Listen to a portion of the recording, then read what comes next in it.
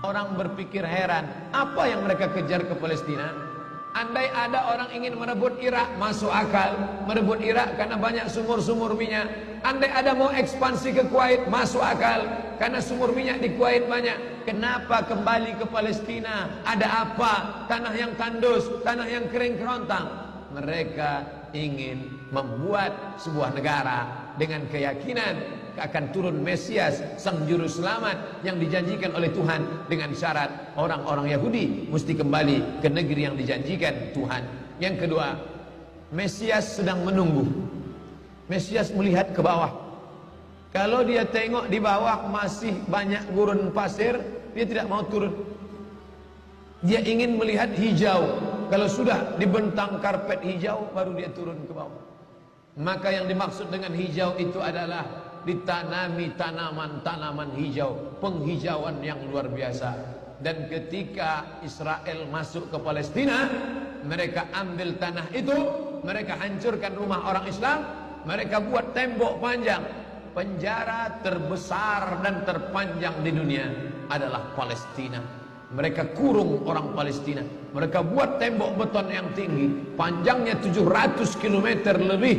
Dari Pekanbaru kita lihat, Anda menuju Medan Sumatera Utara 600 km. Mereka membuat tembok tinggi 700 km. Bayangkan, umat Islam terisolir dan mereka tanami hijau-hijau. Makanya Allah berkuasa. Allah mau tunjukkan kuasa, lalu Allah buat tanaman hijau itu menyala. Dalam pokok yang hijau itu menyala beberapa bulan yang lalu. Heran orang, Allah mau menunjukkan kekuasaannya. Kalian tidak mau tolong Palestina, aku yang akan menolongnya. Tanaman yang hijau yang mereka tanam itu tiba-tiba terbakar. Tidak ada yang bisa mematikannya. Sampai-sampai reporter wartawan Amerika mengatakan, tidak ada yang bisa mematikan kebakaran ini kecuali Tuhan, karena Dia yang membakarnya. Mengerti keadaan kita zaman sekarang. Jangan sampai dikatakan Palestina bukan urusan kita. Ini kan masalah politik. Indonesia ya Indonesia, Palestina ya Palestina. Antum tidak mengerti masalah dunia. Palestina adalah masalah umat Islam. Subhanalladzi asra bi'abdihi. Maha suci Allah yang sudah memperjalankan hambanya minal masjidil haram, dari masjidil haram, ilal masjidil aqsa, masjidil aqsa, masjidil aqsa Palestina. Kita yang tertulis dalam kitab suci kita bahwa kita punya ikatan emosional. Kenapa kita tidak yakin itu? Yahudi ajarannya dibuat-buat, ajarannya mitos, tapi mereka punya keyakinan yang luar biasa. Mereka rebut negeri itu, mereka kuasai, mereka hancurkan negeri musuh. Atas dasar apa? Keyakinan bahwa Mesias akan datang. Yang kelima, apa yang mereka lakukan untuk Palestina? Mereka meyakini ada Temple of King Solomon, tempel, kuil King Solomon, Raja Sulaiman. Datang pula orang Indonesia latah, dikatakannya Sulaiman ini kerajaannya bukan di Palestina, di Yogyakarta, Sleman. Kata dia, King Solomon itu punya tempel kuil, dan Temple of King Solomon letaknya pas di bawah Al-Masjidil Aqsa. Apa maknanya? Mereka mengeruk setiap hari bulldozer, traktor, ekskavator, terus mengeruk keliling Masjidil Aqsa. Mereka ingin meruntuhkan Masjidil Aqsa.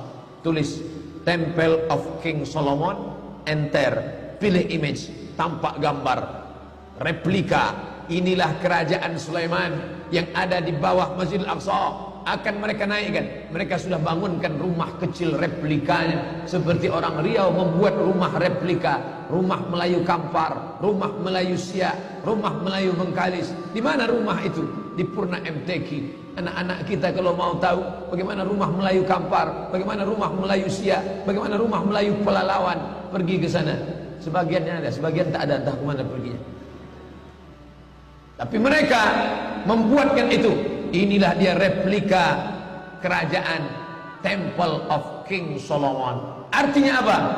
Mereka ingin menghancurkan Al-Masjidil Aqsa berkeping, sampai akhirnya disitulah nanti kemarahan umat Islam.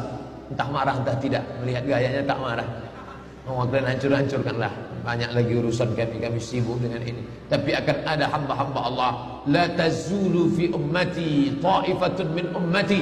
Akan tetap ada sekelompok umatku yang memperjuangkan agamaku, kata Allah Subhanahu wa ta'ala. Yang terakhir, yang kelima, akan turun Mesias. Kapan itu terjadi? Ketika terjadi perang besar. Sebetulnya dalam agama Islam sudah dituliskan yang dimaksud dengan Mesias itu siapa. Kata Imam Al-Hafiz Ibnu Hajar Al-Asqalani dalam Fathul Bari, yang dimaksud dengan yang dinanti-nanti mereka itu adalah Dajjal. Dajjal itulah sesungguhnya yang sedang mereka nanti. 70,000 Yahudi wara'ad Dajjal. Ada 70,000 Yahudi yang akan berada di belakang Dajjal ketika dia turun nanti. Makanya tiap hari, tiap petang kita berkata, Allahumma inni a'udzubika min azab jahannam wa min azabil qabri wa min fitnatil mahya wal mamat wa min syarri fitnatil masihid Dajjal. Dajjal itulah yang sedang mereka tunggu. Dajjal itulah yang sedang mereka nanti-nantikan. Kita menantikan kedatangan, dia pun juga menantikan akan kedatangannya. Bedanya apa?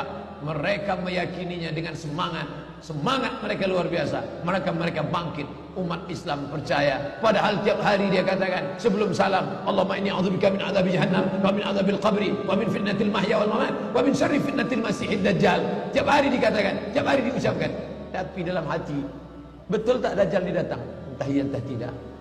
Mereka yakin Dajjal akan datang, tapi mereka katakan itulah pemimpin kami, itulah Tuhan kami, itu adalah jelmaan daripada Tuhan kami, itu yang akan menghancurkan dunia, dia akan menjadi panutan kami. Kita berkata itu musuh kami, tapi kita pun ragu entah musuh entah tidak. Oleh sebab itu kita minta ampun kepada Allah atas kurangnya iman kita. Subuh ini kita bangkitkan semangat kita, tapi yang datang kepada, kenapa Allah tidak menolong? Katanya Allah itu maha kuasa. Cukup dia teriakkan saja, malaikatnya satu berteriak, pecah gendang telinga orang Yahudi, mati. Cukup dia tiupkan angin sejuk, terhirup, mati. Kenapa tidak dia matikan saja Yahudi itu?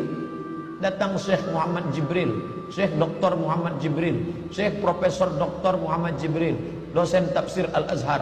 Kami undang, mahasiswa Indonesia mengundang di waktu di Mesir dulu kuliah.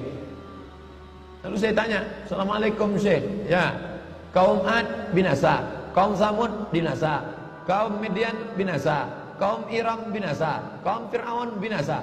Kenapa Allah tidak membinasakan Israel ini? Senyum Syekh Muhammad Jibril. Apa kata dia? Ya beni, anakku, seandainya Allah membinasakan Israel ini, lalu apa yang tersisa untukmu?